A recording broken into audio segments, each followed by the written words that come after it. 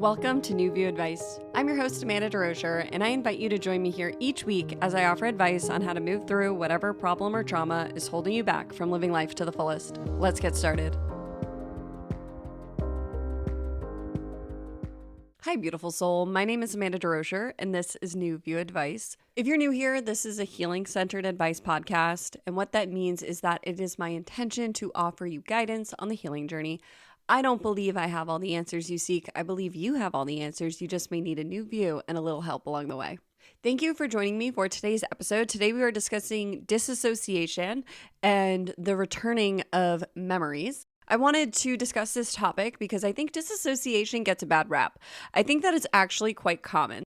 So today we're going to talk about what disassociation is, why it happens, how to heal, and also stressing throughout this entire episode that there is absolutely nothing wrong with you if you find you have disassociated or if you find that memories are returning. This is something that I actually think happens to a lot of people. So I wanted to discuss disassociation today. And I know disassociation can be a scary word. And sometimes when you Google it, the internet can be a scary place and it can make it sound like a very intense disorder. But really, I think a lot of people disassociate from their lives. And we'll talk about that today. And I know for me, healing from disassociation and the process of returning memories. So if you're new here, for me, in my mid-20s, I had the memories come back of being sexually assaulted as a child. And then throughout that process, I also remembered that I was sexually assaulted in my teens as well. And so that was a tough process to move through, especially because at the time I couldn't find much information about disassociation. And I felt like I was crazy. And when I tried to talk about it with other people, they thought I was crazy too, which was not helpful for the process. And a lot of people had trouble believing that I could forget this happened. But since starting this podcast and from reading books, I know that this is a very common thing that actually happens, and it's a trauma response, which we'll talk more about today. And I've worked with many one-on-one clients who have struggled with this process and who resonate with my work because they have gone through this process of quote-unquote forgetting. I don't ever know if that's the right word, forgetting what happened. I don't think we actually really forget. I think it's a bodily response, disassociating, but for lack of a better word, forgetting and then re-remembering what we've experienced throughout our lives. So I hope that makes sense. Today I'm going to talk a bit about disassociation and again, why it's not a bad thing and why there's nothing wrong with you if this is something you're healing. And I'm also going to answer a listener question from somebody who is currently experiencing the process of memories returning. So let's jump on in.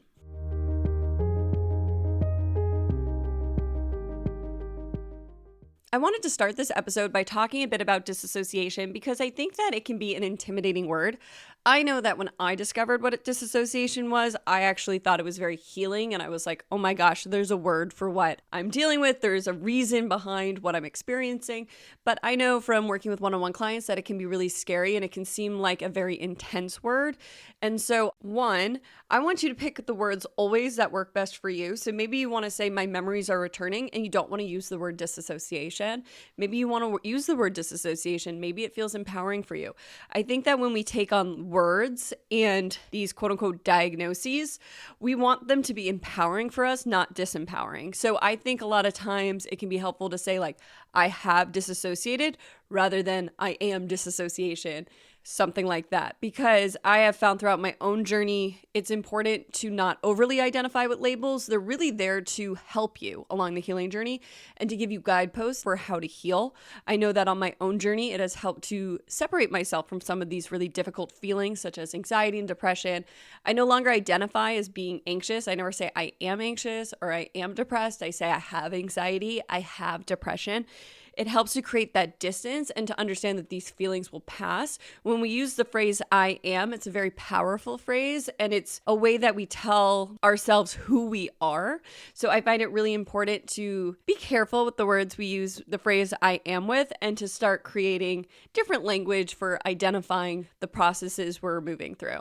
Another example I like to use is that I am sober. I've been sober for 2.5 years, and I never say I am an alcoholic. The word alcoholic didn't work for me. It didn't feel good for me. So I will say I had a drinking problem. I have a bad relationship with alcohol, but I've never taken on the label of alcoholic. But for someone else, saying I am an alcoholic could feel really empowering. So again, it's always about what feels good for you and what label for you feels empowering. We always want to be empowered by the words we choose, not disempowered. So I just wanted to give that up front in case you listen to this episode and you think, do I disassociate? It's not a scary thing. It's not meant to scare you or to feel bad. It's meant to empower you moving forward. So what is disassociation? Disassociation is a disconnection from yourself. It's a disconnection from your body. It's a disconnection from your emotions. It's a disconnection from your thoughts, but it's a separating from the experience. So many people describe disassociation feeling like checking out. It can be numbing to your feelings, but it's disconnecting from yourself. And disassociation can cause memory issues because we are disconnecting from the present moment. And so disassociation can look different for so many people. So for me, when I talk about disassociation a lot, I'm talking about how I had very traumatic incidences in my childhood that I disassociated from, and it created a disconnection from myself that I disassociated really from so much of my life. I disconnected from so much of my life. And for me, there were traumatic root causes to this, which were sexual assault and rape in my life. But disassociation doesn't need to have a big trauma in order to happen. It really starts to happen when we don't feel safe or when we feel overwhelmed. So disassociation is a nervous system response when we go into a very high stress situation. So it can be caused by so many different things. It can be caused by repeated trauma. It can be caused by abuse. It can be caused by feeling unsafe in our home environment, feeling unsafe at school, feeling unsafe at work. And what happens is when we start to disassociate, we start to disconnect from ourselves, we start to check out, it can become a patterned response to stress. So it can feel easier for us when we don't have tools to cope with the present moment to check out and leave instead of becoming overwhelmed by our feelings, our thoughts, or the trauma that's living in our bodies. And so in the book, How to Do the Work by Dr. Nicole LePera, she talks about how she doesn't have any memories of her childhood and how this was because she disassociated from her childhood because she never felt safe. So she talks about how she didn't have an experience like sexual assault or rape. Instead, it was that her home life didn't feel safe to her. So it created this nervous system response of checking out.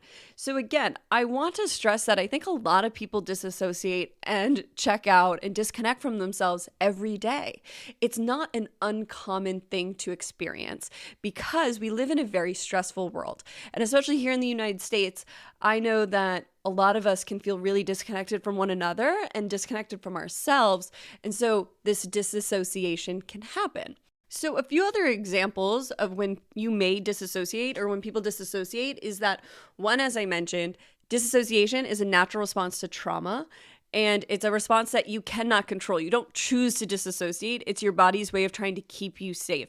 So when you're experiencing a life or death situation or something that your consciousness perceives as life or death, oftentimes you can check out because it could feel too hard to stay.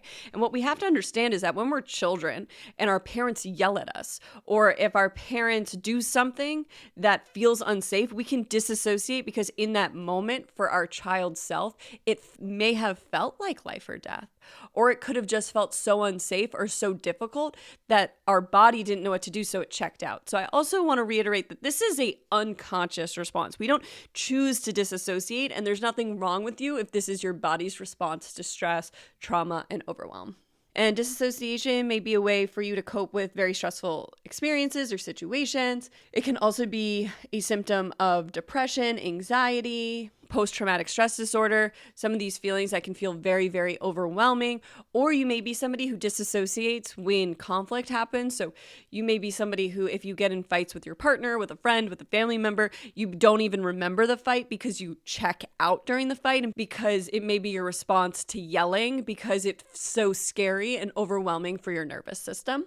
And again, disassociation is nothing to fear. There's nothing wrong with you if you disassociate. So what we want to do if we notice that we disassociate, which again is just noticing that we disconnect from the present moment. It can feel so overwhelming to hear this word disassociation or to have memories returning, which we'll talk about in a minute. But it's just becoming aware of when you begin to disconnect. Are there certain situations that trigger you disconnecting? Are there certain moments throughout your day that you don't remember? Are there feelings that are too overwhelming and you tend to go numb when they arise. These are signs of disconnecting from yourself, of checking out. And what we want to do in order to heal is to begin to come back into the body, is to begin to become aware of when we disassociate. And how we do that is by breathing, is by grounding exercises, such as connecting your feet to the earth. I have found in my own life doing weights and weightlifting to be really helpful for me in grounding into my body and to staying present. I love cardio, but sometimes that takes me up into the clouds and I live in a fantasy world and I actually become ungrounded. And some forms of yoga can be really grounding as well. For me, I've found yin yoga to be really grounding. That's where we hold certain poses. So you have to be really present in your body. But this is something you want to figure out, what grounding practices work for you in keeping you in the present moment. Another thing that may be an unpopular opinion, but I've spoken with one-on-one clients who agree, is that alcohol can be a way we disassociate. And it's not just blacking out when we drink, but I found that my memory really suffered from alcohol and that I used alcohol to keep me from feeling some difficult feelings. And I've spoken with one-on-one clients who have also agreed that when they went sober, they had memories come back and they were able to ground more because they weren't numbing and checking out. So alcohol can actually contribute to this disassociation or this disconnection from self. So you just may want to look at your relationship with alcohol. Again, all these practices are personal and it's you figuring out what works for you and what your healing from disconnection and disassociation is going to look like in your life. I'm going to use disconnection with disassociation because I think disconnection is a little less of an intimidating word and can help us to realize that, again, there's nothing wrong with you if you disassociate. There's nothing wrong with you if you don't remember your childhood. There's nothing wrong with you if you have experienced a trauma and you have memories returning. So I wanted to take a moment to talk about the memory returning part because, as I mentioned, I discovered disassociation by memories returning in my 20s. So when I was about 25, I started to have nightmares and then memories return of being sexually assaulted as a child. And this was a very confusing process because it was an experience I had no memory of, and I didn't understand how that could be possible. But the more I reflected on it, I didn't have any memories of my childhood. And as I've healed, many memories have come back of my childhood. But at the beginning of my healing journey, I had no memories of my childhood at all. I really didn't have many memories before I started my healing journey, which was when I was 23, when I had a close friend die. And I described that as my light turning on moment. So I went from living in the dark, which I realized was just a very disconnected place. I lived disconnected from myself, and this trauma brought me back into my body. But it's been a slow process to really ground back in my body and process all the memories. So part of the healing journey is that when we are healing, memories will return. This is something that really I think happens for everybody. It doesn't have to be big traumatic memories like being sexually assaulted, but as we begin to journal and we begin to meditate and we begin to become aware of why we do the things we do, memories will return. Things that happened to us that we weren't aware of until it came back. And once it comes back, we're like, oh, how did I forget that? Of course that happened. But these memories come back in layers. I'll give an example in a second, but these memories come back in layers because our consciousness can really only handle one thing at a time. So an example from my own life is as I've been healing my relationship with my partner. So we've been together for 12 years, but we were not consciously working on our relationship the whole time.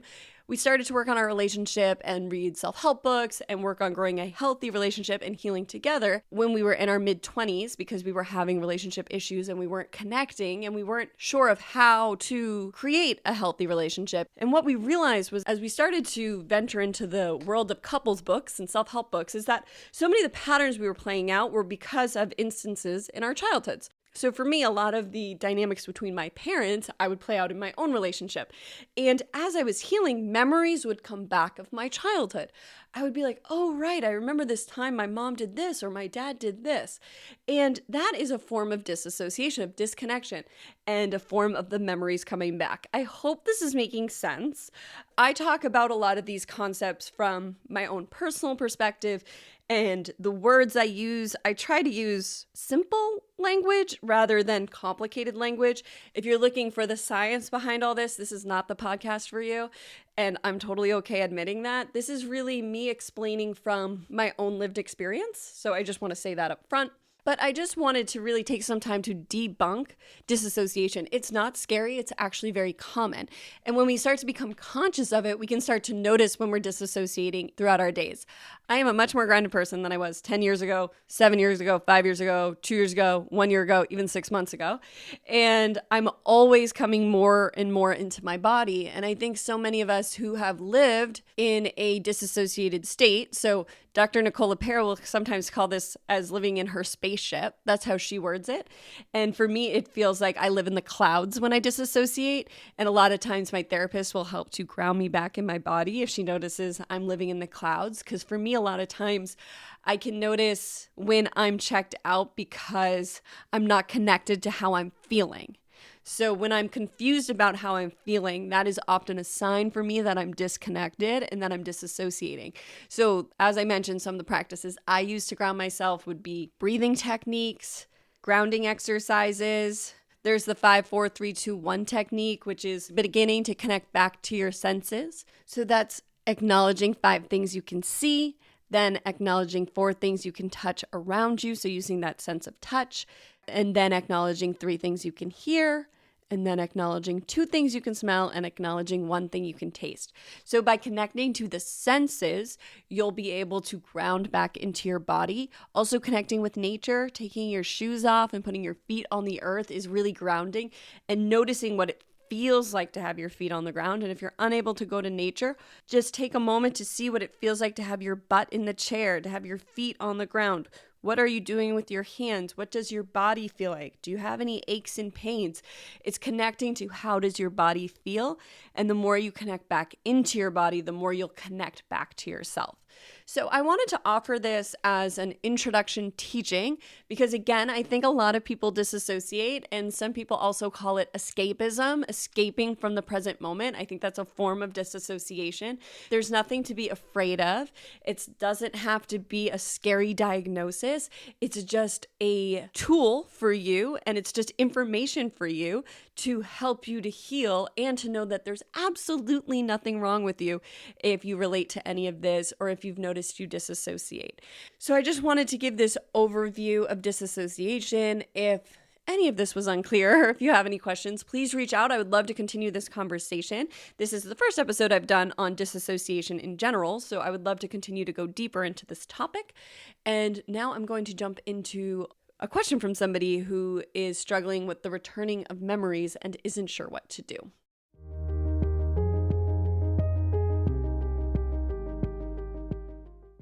Hi, I don't know where to start with this. 2 years ago, I think something happened to me. At the time, I remember not having much memory, only waking up in a bedroom I didn't recognize after being at the pub with a friend. We had been drinking and there was this waiter who was being really friendly with us. It seemed like harmless flirting. I remember leaving the pub and then having gaps in my memory. I had a long-term boyfriend who I'm still with now, and I was scared of the way it looked, so I never said anything. I blocked it all out. 2 years on, and I'm starting to get these memories back. I can remember not wanting to be back at this house that night, wanting to go home. My phone had died and I couldn't get myself home. I felt trapped. Everything is blurry after that, except this one vivid memory I keep having of pushing this person off of me. I want to tell my boyfriend what happened, but I'm scared of how he'll react. I feel so much blame and guilt for what happened. I was drunk and part of me chose to go back to this house, but I didn't want to be there. I don't know how to tell my boyfriend while I still don't really understand what happened myself. Thank you for this question. So this question has 2 parts. I want to discuss the memory returning part, and I want to talk about processing those memories. And I also want to talk about this question you have of if you should disclose what happened to your boyfriend. So thank you again for this question. This is a very honest question. I relate to this question. You have described the process of memories returning quite beautifully here because I think that this is what the process looks like. It's what it feels like, and it's uncomfortable and it's scary. And I'm so sorry that you are going through this. It is not an easy process for anyone. And I felt so alone as my memories returned, and I felt so crazy. And I just want you to know that I understand how difficult this is for you. And I honor what you're moving through. And I thank you for asking this question so we can have this conversation here collectively, because I know you're not alone in this experience. So first, I want to say that You said you're 2 years on and you're starting to get these memories back.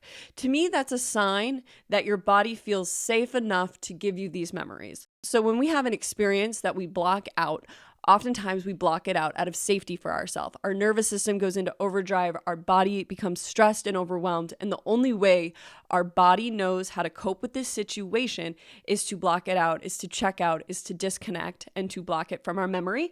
And oftentimes I found when I tried to touch those memories, it was like a black wall. I would get a ping of a really difficult feeling, and then my memory would go black.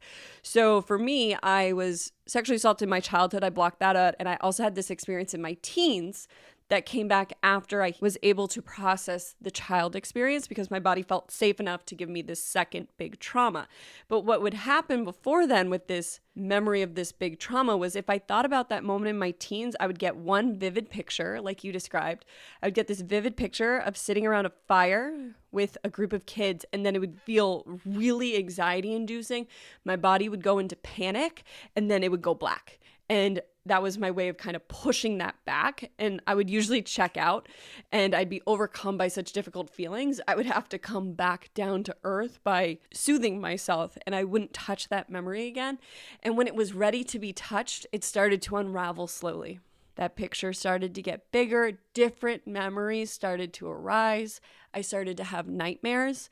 I think a lot of people who disassociate can struggle with nightmares, especially if you disassociate from a specific incident and you've blocked that specific incident from your memory. You can begin to have nightmares because it's a safer way for your body to process the difficult feelings. Because in the dream world, it can feel safe for your body to process those feelings. So one, I just want to honor that I think that these memories are starting to come back because my guess is you've spent time with your heart, you've been healing, and now you are in a place where you're not constantly in fight or flight and you're able to process this. It doesn't mean you'll get everything at once, but your body is letting you know it's time to look at this. You mentioned feeling blame and guilt coming up for this experience, especially because you were drunk and you chose to go back to this house. This is where I think alcohol can really contribute to disassociation because I think when drinking is involved, oftentimes we blame ourselves for what happens because we blame ourselves for drinking and we blame ourselves for our drunk actions. Something I've talked about on other episodes is that I believe that blame and shame are ways that our mind tries to cope with difficult situations that are traumatic, and it's a way of our mind trying to control what happened. So if we blame ourselves, we can keep ourselves from doing it again. It's a coping strategy of that fight or flight response. And though you drank, there's nothing wrong with drinking. I'm sure you drank a million other times and nothing bad happened. Nothing traumatic happened. Nothing you've blocked out happened, right? Millions of people drink every day. It's not your fault that something happened because you chose to pick up a drink. And personally, I wasn't able to feel that way until I gave up alcohol. But I can see in my own life that it's not my fault because I drank. These situations are not your fault because you drank. 1. 2, you said part of me chose to go back to this house. You didn't want to be there and that you felt trapped and you couldn't get home. I invite you to let yourself off the hook. As you said, you didn't want to be there. You were trying to get out. You felt trapped. When we feel trapped, our body starts going into overdrive. Our body starts panicking. You have to forgive yourself for the way your body coped in that situation. Some of us wonder, why didn't I run? Why didn't I just leave? When we go into that overdrive, that hyperdrive, or that disconnection, that disassociation, or that stress response, it's the body doing what the body thinks is best. It's not conscious. It's not your fault. You can only cope from a situation with the tools you have in that moment, with the knowledge you have already. Many of us choose to trust people who are untrustworthy because we have never been given a situation where we shouldn't have trusted someone. Or it's because it may be too hard for the mind to go to that other place, that those people are untrustworthy and what that would mean. Sometimes that's too scary. Or sometimes we tell ourselves, that's crazy. That would never happen. My mind is going nuts again. So we have to learn to forgive ourselves for the way we handled situations in the past with the knowledge we had. Whatever happened here was not your fault. The actions of others is not your fault. I don't know if there's more here or if this feeling of being trapped and not being able to get home is what your body needs to process, or if there's more here. What I find happens when people are healing from disassociation or these scary memories coming back is that they can torture themselves, myself included in this. I used to do this all the time. They can torture themselves trying to figure out what happened, but that keeps you in fight or flight. That keeps you in the mind. Healing from disassociation is connecting back to the body, back to the emotions. Sometimes you won't even get the details. You just need to process whatever feeling is arising. I'll give you 2 examples from my own life. Healing from being sexually assaulted as a child, I don't have all the details of what happened to me.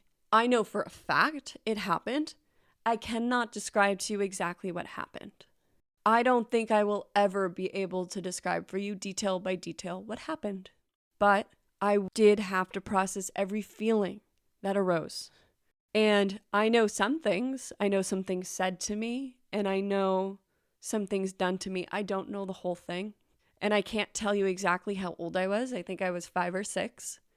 But there's a lot I don't know. And what I learned throughout this experience is that it doesn't matter. The body doesn't lie.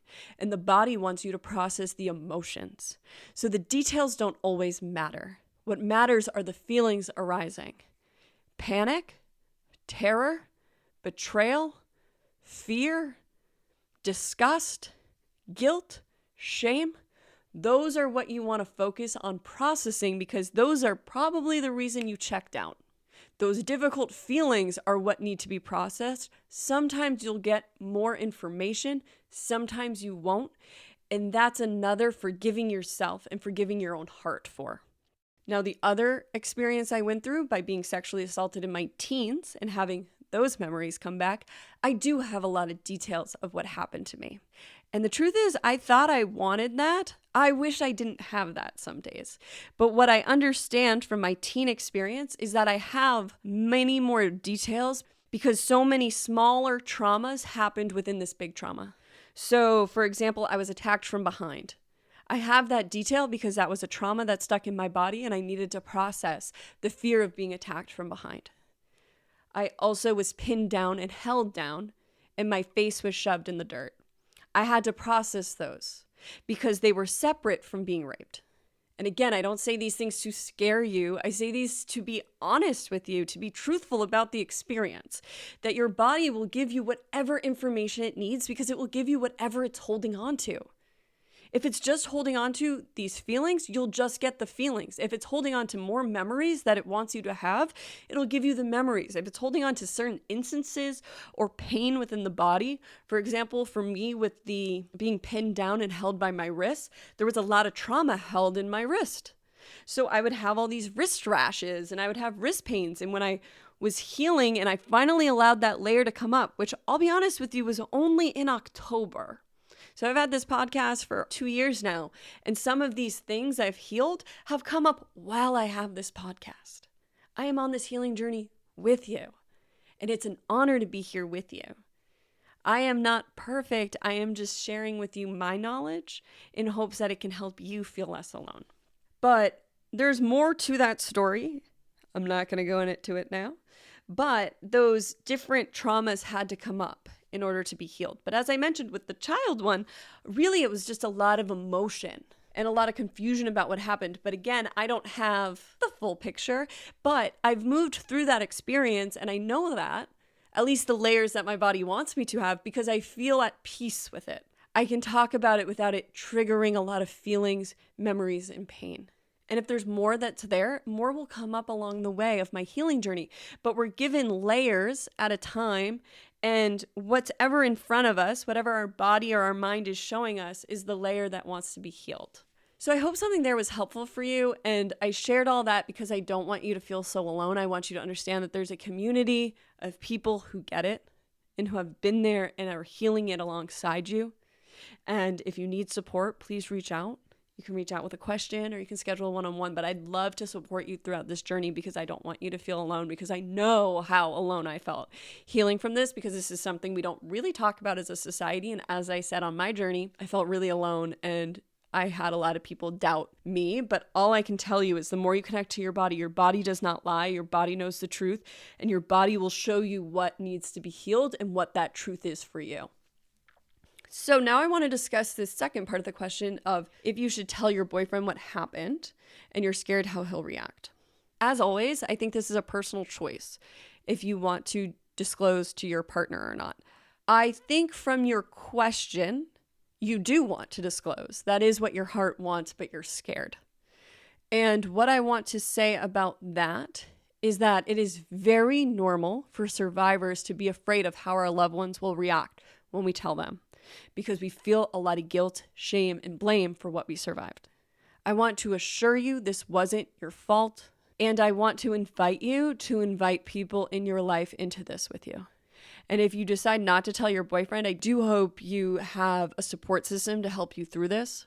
The process of memories returning is not a process you should go through by yourself. It's a process that involves a lot of self-love and a lot of care. And when we blame ourselves, shame ourselves, and feel guilty for things we've done, it can often take a third party to reflect back to us that those lies we tell ourselves they're lies.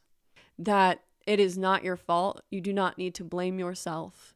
That the guilt you feel is likely a betrayal of self. That betrayal wasn't your fault. That situation happened from where you were in life and the beliefs you had at that time and the way your body coped at that time.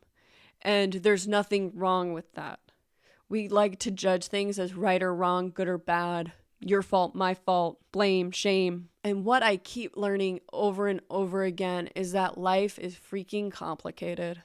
Everything happens for a reason, and so much of the pain we experience is nonsensical. It's uncomprehendable. It doesn't make sense, and so much of the pain we experience we were not prepared for, because we are not prepared from a young age for trauma. We go out in the world and we trust people. And a word that keeps coming back in all my one-on-one sessions is feeling naive. The feeling of, I can't believe I put myself in that situation. I can't believe I didn't think differently. I can't believe I was that naive. And I want to let you off the hook for your naivete. I want to let you off the hook if you feel naive in your own life. I know for a long time I've been struggling with the naiveness I've felt throughout my life. And it's not your fault. It's the way that we're taught from a young age to trust people, to be kind, and to people please, and to put others' feelings above our own. A lot of that creates the naiveness that we experience. And I could go deeper into that, but I just want to let you know, again, that this wasn't your fault. So I think that telling your boyfriend is likely what your heart is asking you to do. And I think that if he loves you the way that I think he does, he will understand. And it doesn't mean this will not be a hard truth for him to hear. I think that the partners of people who have survived trauma or are going through these experiences like disassociation also deserve a lot of love and compassion, because it's not easy to witness the pain of somebody you love. And I think that if you describe to him what you described to me, that if he loves you and if he's a supportive partner, he'll understand, or he'll at least be willing to learn with you and understand. I think we're always so afraid of the shame others will throw at us because of how much we're shaming and blaming ourselves. But people outside of us are often more understanding than we are. Unfortunately, we live in a world where bad things can happen, where traumas happen, where the story like yours has been told before. And I think your partner, your boyfriend, will understand that. And I think that it will be healing for your heart to begin to let people into this experience, because as I mentioned, I think they will reflect back to you that it is not your fault and that they're going to lovingly support you. And if he does respond poorly and blames you and breaks up with you, I'm going to be honest, then to me, that's a sign that maybe your relationship wasn't as supportive as the one that you're looking for. But I really do think that inviting those we love in can be really healing for us. And again, I think that your boyfriend probably knows you're moving through something, because it sounds like this has been heavy on your heart. And I think that he would be understanding of your situation. And again, if he's not, then I don't think he's the person for you, because what I read here is the story of a scared person who's feeling very alone. And you deserve a partner who's able to stand by you and to support you through this, not a partner who's going to make you feel worse about it. I hope something in this answer was helpful. I am sending you so much love. If you have a follow-up question, please reach out. Thank you so much for this question.